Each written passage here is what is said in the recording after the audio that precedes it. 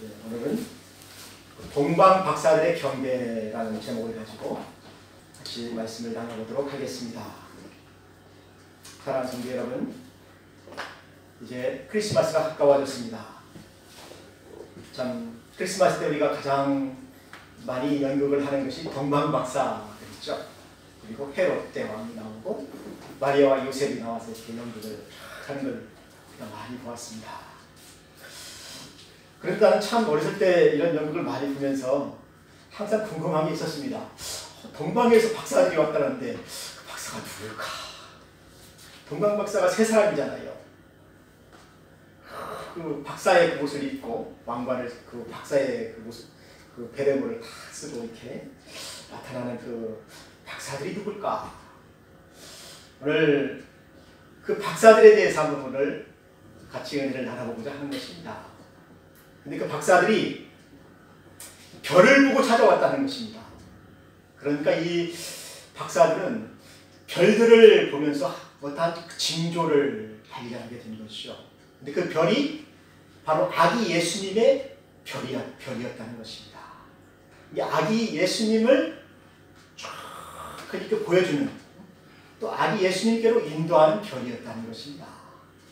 그리고 고대의 이 박사들은 별을 많이 연구했는데, 특히 그 페르시아, 메데와 파사 지역에 있는 그 바벨론 지역 있잖아요. 그 지역에 있는 사람들은 달을 연구하고 태양을 연구하고 또 우주를 이렇게 막 연구했어요. 밤하늘에 별들이 많이 있잖아요. 그래서 이 밤하늘의 그 별자리들을 다 연구를 했습니다. 여기는 사자자리, 여기는 궁수, 전갈, 그 다음에 여기는 물고기 자리, 여기는 화병, 꽃병 있잖아요. 꽃병 자리. 네, 좋아요. 그래서 사자에서 이 전갈로 이렇게 별자리가 옮길 때마다 어떤 징조가 생기는가 봐요. 또 별자리에서 또 참 그 사자에서 또 궁수로 또 옮기고, 또 궁수에서 다시 또 이 물고기 별자리로 딱 옮길 때 어떤 큰 징조가 일어났습니다. 근데 오늘은 그 별자리 중에서도 참 그런 그 징조가 일어나기도 하지만은 어떠한 큰 별이 나타났다는 것입니다. 그러니까 동방 박사가 망원경으로 이렇게 보진 않았겠죠. 그 당시에 망원경이 없었으니까. 그런데 육안으로 볼 수 있을 정도로 큰 별이 나타났으니까 그 이방에 있는 그 모든 그 박사들은 이것이 바로 큰 징조다. 아니면 세상이 멸망할 징조도 그런 것이 많이 나타나잖아요. 막 우주의 변화가 일어나잖아요. 그런데 큰 별이 나타나서 지구로 가까이 오는 것입니다. 자기들 보는 그 마을로 가까이 오는 것입니다. 근데 그 별이 저쪽 그 유대 지역으로 옮기는 거예요. 계속해서. 그래서 그 별을 따라왔다는 것입니다. 그래서 이 고대 박사들은 그 별을 보고 그 나라의 미래를 예언하거나 또 왕의 탄생을 예언을 하였다는 것입니다. 근데 이 동방 박사들이 그것을 볼 때 그들이 생각한 것이 무엇이냐면은, 아, 이는 세상에 나실 그 왕이시다. 구세주라는 것입니다. 그래서 그들이 예물을 준비했는데 바로 그게 황금과 유향과 오략이라는 이런 귀한 그 예물을 준비해가지고 그 왕을 만나서 그 왕에게 드리려고, 경배하려고 가지고 가는 것입니다. 근데 이 별이 쭉 갔는데 어디까지 오게 되냐면은 저기 메소포타미아 그 강을 건너서 또 그 사막을 지나서 사우디 그 사막이 있잖아요. 사막을 지나서 또 산을 넘어서 쭉 오랫동안 그들이 걸어가게 되었습니다. 그런데 또 요단강을 건너서 또 예루살렘으로 또 그 별이 이렇게 쫙 인도하게 되는데, 근데 예수님 탄생하시는 곳은 베들레헴인데 왜 참 그들이 예루살렘으로 갔는지는 모르겠어요. 별이 그쪽으로 인도했는지 모르겠습니다. 근데 예루살렘에 갔는데 갑자기 별이 없어지게 된 거예요. 그래서 엄청나게 실망을 했지요. 그 왕을 우리가 만나야 되는데 왕께로 인도하는 그 별이 없어졌으니까 동방 박사들이 얼마나 낙심이 되었겠습니까? 그래서 찾아간 곳이 바로 예루살렘에 있는 헤롯 왕에게로 찾아간 것입니다. 왜냐하면 그래도 유대의 그 헤롯 왕은 이 사실을 알고 있을 것이다. 왕이 태어난 것을 알고 있을 것이다. 그리고 유대에는 많은 그 박사들이 있으니까 서기관들도 있고 제사장들도 있고, 그러니까 그들이 이 왕의 탄생하는 그 소식을 알 수 있을 것이다. 그래가지고 헤롯 대왕을 찾아가게 된 것이죠. 그래서 헤롯 왕 때에 그들이 찾아가서 유대 베들레헴에서 나시게 되는 그 아기 예수가 어디에서 태어나느냐, 그걸 물어본 거예요. 근데 박사들은 그걸 모르잖아요, 지금요. 근데 박사들이 좀 구약 성경을 조금 알았다고 한다면은, 유대 베들레헴으로 갔지 않겠습니까? 미가서 5장 2절에 그러잖아요. 유대 베들레헴에서 아기 예수가 태어난다. 선지자들이 이렇게 예언을 했잖아요. 근데 그것을 박사들은 모르는 것입니다.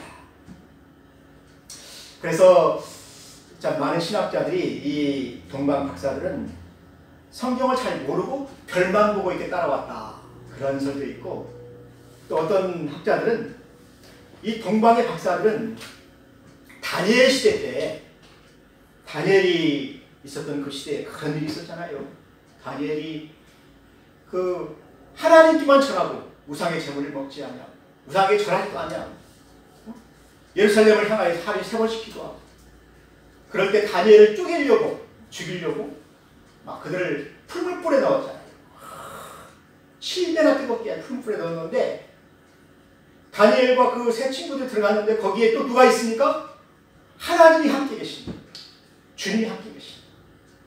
그러니까 7배나 뜨거운 그 풀물불에서도 다니엘이 살아났습니다. 그것을 느부갓네살이 보고서 나면 어떻게 했습니까?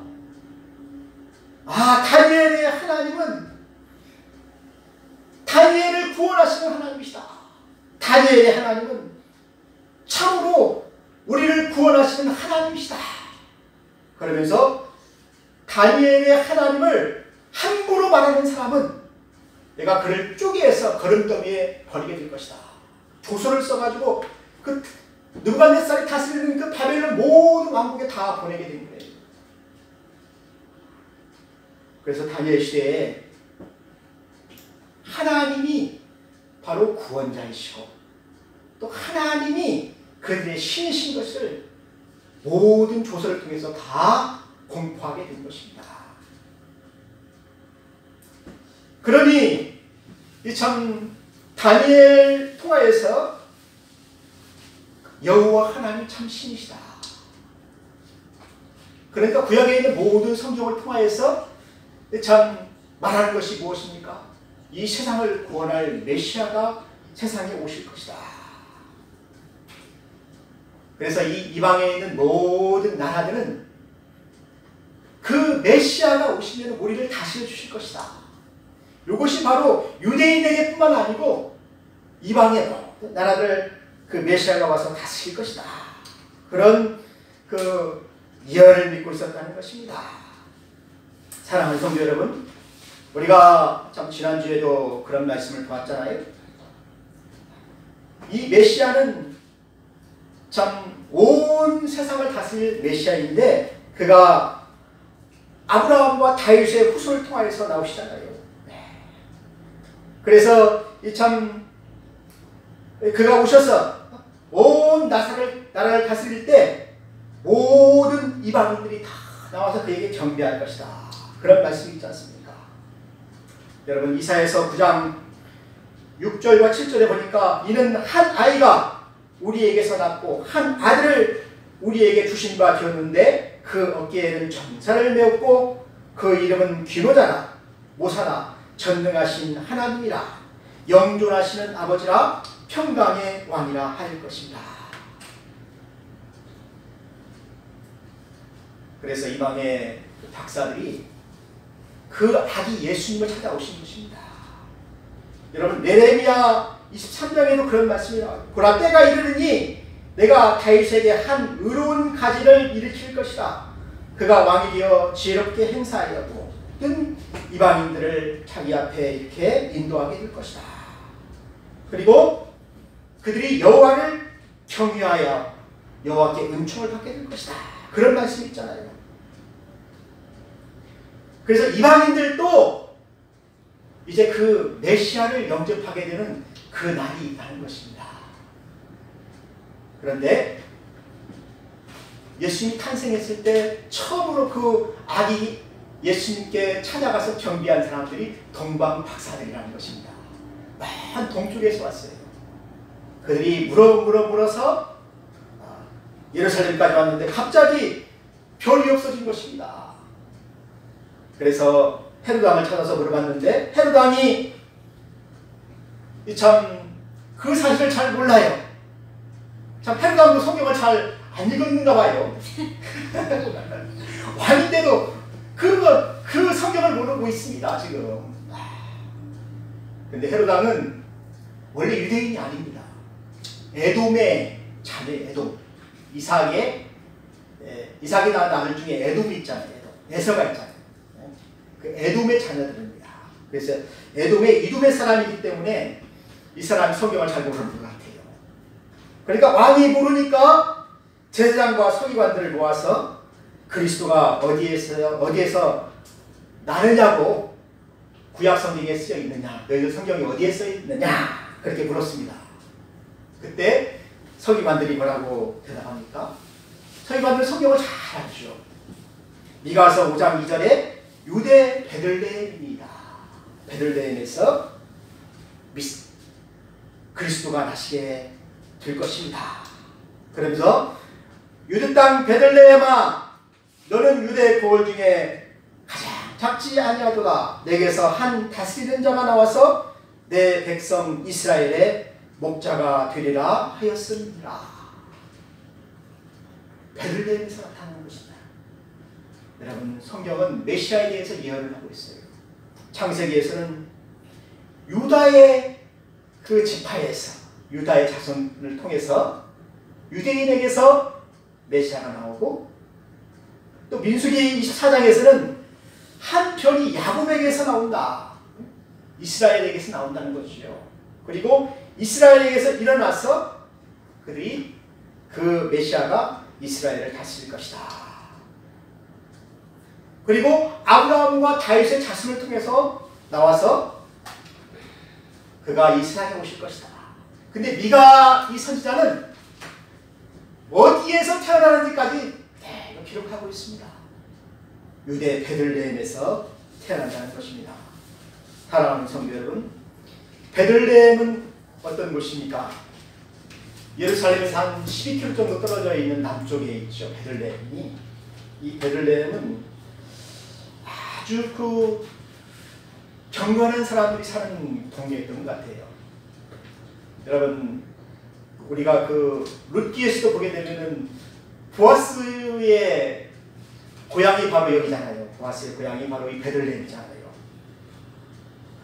그리고 룻이 모압에서 와가지고 보아스를 만나는 것도 바로 이 베들레헴입니다. 여러분 그래서 베들레헴 그 유브라다라는 이 지역은 곡창대에 있어요. 그래서 베들레헴이라는 말이 그 떡의 집이잖아요. 떡을 많이 이렇게 만드는 곳이었습니다. 그런 데에도 이 베들레헴 사람들은 농사만 지은 것이 아니고 목축업을 했어요. 목축업을. 여러분 성경에 보게 되면은 그 내갑족속들이 있잖아요. 내갑족속들. 이 사람들은 양을 치는 사람이었어요. 그래서 다윗의 고향이 베들레헴에서 다윗이 목동이었잖아요. 양을 치었잖아요. 이 네갑이라는 이 사람은 자기 자녀들에게 그렇게 예언을 했습니다. 너희들은 이 참 농사를 짓게 되면은 농사 짓는 신의 유혹을 많이 받게 된다. 그래서 이 참 바알과 아세라가 바로 풍요의 신이잖아요. 농사를 잘 지켜주는 신이라고 해서 참 가나안 족속들이 많이 섬겼잖아요. 거기에 유혹을 많이 받아서 이스라엘 백성들이 사사기에 보게 되면 매일 우상에 빠집니다. 바알을 섬기고 아세라를 섬기게 되는 거예요. 그래서 하나님의 심판을 받게 되는 것입니다. 그래서 이 레갑이라는 사람이 자기 자녀들에게 너희들은 양을 치어라. 양을 치어라. 차라리 양을 치고 우상을 섬기지 마라. 하나님만을 섬겨라. 또 양을 치어서 양을 하나님께 제사를 드려라. 하나님만을 섬기라는 것입니다. 그래서 이 베들레헴은 다윗의 고향인 거예요. 그래서 레갑 족속들은 경건하게 살았습니다. 양을 치면서 메시아를 기다린 거예요. 그래서 첫 번째 그 천사들이 소식을 전한 사람들이 누굽니까? 들에서 양을 치는 목동들이잖아요. 목동들에게 가서 오늘 이 동네에 메시아가 나셨다. 아기 예수가 태어난다. 가서 경배하라. 천사들이 그 소식을 전해주었지 않습니까? 그래서 이 베들레헴 에브라다라는 이곳에 예수님이 태어나게 된 것입니다. 선지자가 예언한 태양, 한 아기가 태어나게 된 것입니다.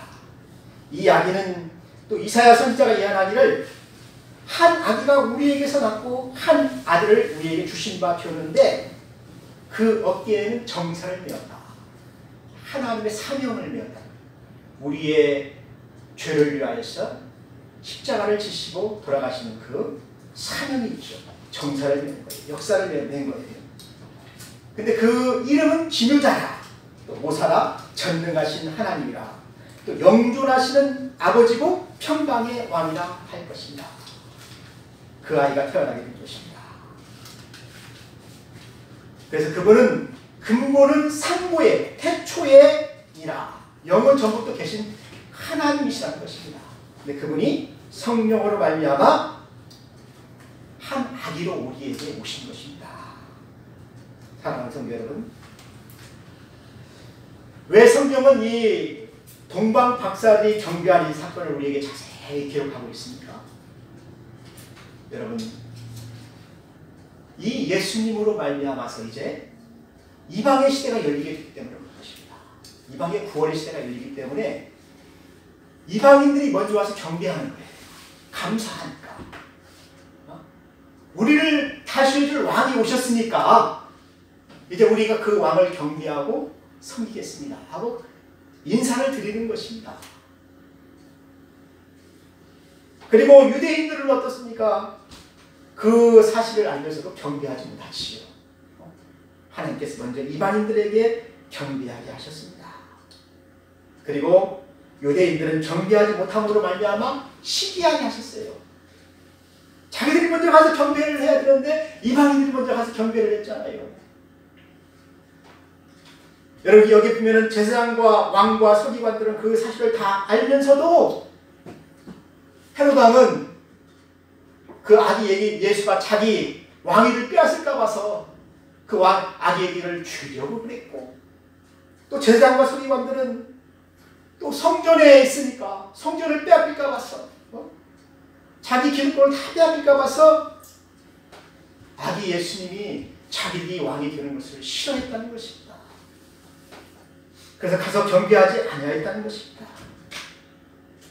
그렇지만은 여기에 나오는 그 동방박사 세 사람은 어떻게 왔습니까?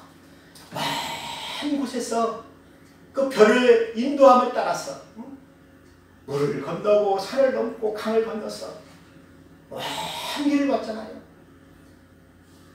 그런데 예루살렘에 와서 보니까 참 별이 없어져가지고 막 큰 당황을 했잖아요.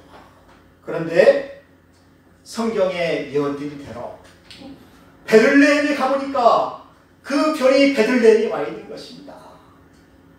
베들레헴 위에 큰 별이 떠 있는 거예요. 예수님의 별이죠. 이것을 다윗의 별이라고 합니다. 그들을 인도한 그 메시아의 별이죠. 메시아의 별. 다윗의 별입니다. 그 별이 크게 빛나고 있었습니다. 그때 저희가 별을 보고 가장 크게 기뻐하고 기뻐하였다. 여러분, 그 별이 서 있는 곳이 어디입니까? 바로 베들레헴의 한 여관의 마구간. 구유의 누이인 아기 예수님이었잖아요. 구유의 누이신 그 아기 예수님이 마구간에 계신데 그 별이 하늘에 거기를 비치고 있었다는 것입니다. 그리고 천사들이 찬양하고 있었다는 것입니다. 그래서 동방 박사가 그곳에 가서 그 왕 앞에 어떻게 했습니까? 무릎을 꿇고 엎드려서 절을 하였습니다. 경배했다는 것입니다. 왕으로서의 그런 예우를 다한 것이요. 경의와 존경을 표하는 것이죠. 어떻게 보면은 이 동방 박사는 그 온 우주의 왕이 태어나시니까 이 왕은 아무튼 왕궁에서 태어날 줄 알았지요. 그러니까 예루살렘으로 가겠지요. 그런데 예루살렘이 없었어요. 그런데 이 왕이 어디에 태어나시냐면은 선지자가 예언한 대로 그 베들레헴에서 태어나게 된 것입니다. 근데 이 예수님이 태어나는 것도 참 기이한데, 원래 그 요셉의 고향이 베들레헴이었잖아요. 네? 다윗의 고향도 베들레헴이었습니다. 그런데 요셉이 결혼을 하고 나서 호적하러 베들레헴에 내려가게 된 거예요. 호적하러. 근데 그날 밤에 많은 사람들이 호적하러 왔기 때문에 여관에 누울 자리가 없었어요. 방이 없었어요. 그래서 참 마리아와 요셉이 얻은 곳이 바로 이 마구간입니다. 그 마구간에서 예수님이 태어나게 된 것이죠.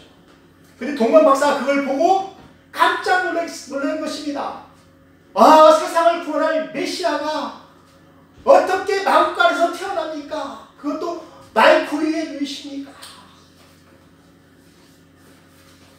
그런데 그들은 그 아기 예수님께 엎드렸습니다. 엎드려 경배했습니다. 하나님의 아들이신 당신이 왕관을 쓰고 정말 이렇게 큰 왕궁에 오셔야 되는데 왜 이 누추한 이 지구에, 그리고 누추한 이 베들레헴 마구간에 오십니까? 그래서 동방 박사들은 거기서 찬양과 경배를 드리게 된 것입니다. 그리고 나서 어떻게 됐습니까? 그들이 돌아가려고 하는데 그들이 보배함을 열어서 황금과 유향과 모략을 예물로 예수님께 드렸습니다. 여러분, 여기에 드리는 그 황금과 유향과 모략을 보게 되면 이 황금은 왕을 상징하죠. 왕께 드리는 것이요.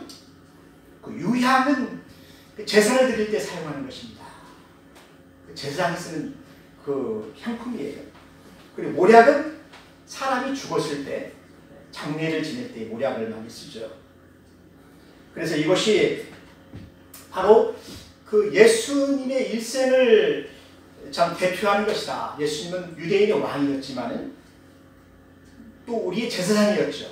자기 피를 가지고 우리의 죄를 위하여 자기 피를 쏟아서 제사를 지낸 제사장이었고, 또 모략은 예수님이 죽으셨잖아요. 십자가에서 죽으셨잖아요. 그리고 부활하셨잖아요. 그래서 이것이 바로 예수님의 생애를 이야기한다라고 사람들이 이야기를 하고 있습니다. 사랑하는 성도 여러분, 동방 박사들은 그렇게 아기 예수님께 예배하고 예물을 드렸다는 것입니다. 이것이 바로 이방인들이 드린 예물이에요. 그래서 이방인들이 이 참 예배를 다 드리고 나자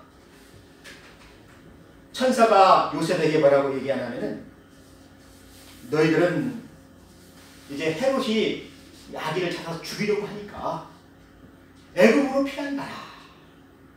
그래서 이 참 요셉과 마리아가 아기 예수를 데리고 애굽으로 내려가게 되는 것입니다. 근데 이것도 어떻게 보게 되면은 구약의 예언이에요. 호세아서 11장 1절에 보게 되면은 애굽에서 내 아들을 불렀다 함을 이루려 함이로라. 그래서 이 성경을 이루게 하려고 하나님께서 자기 아들을 애굽으로 내려보냈다라는 것입니다. 사랑하는 성도 여러분, 그래서 오늘 이 성경은 우리에게 이야기하기를 성경에서 얘기한데 예수님께서 베들레헴에 태어나셨고 또 애굽으로 내려가셨고 또 성경에서 예언한 대로 참 그 당시에 많은 아이들이 죽었다. 헤롯 왕이 많은 아이들을 죽였다라는 그런 것들이 다 예언이었다는 것입니다. 사랑하는 성도 여러분, 아기 예수가 애굽으로 피난 갔을 때 헤롯이 명령을 해가지고 2살 밑에 있는 아이들을 다 죽이라고 그랬죠. 왜냐하면 그 왕이 살아날까 봐서. 살아나면 자기 왕위를 뺐잖아요.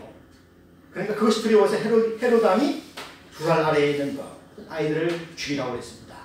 그래서 16절 18절을 보게 되면은 라마에서 슬퍼하며 크게 통곡하는 소리가 들리니 라헬이 그 자식을 위하여 애곡하는 것이라.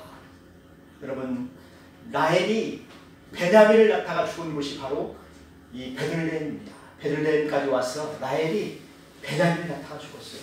원래 라헬은 자식이 없었잖아요.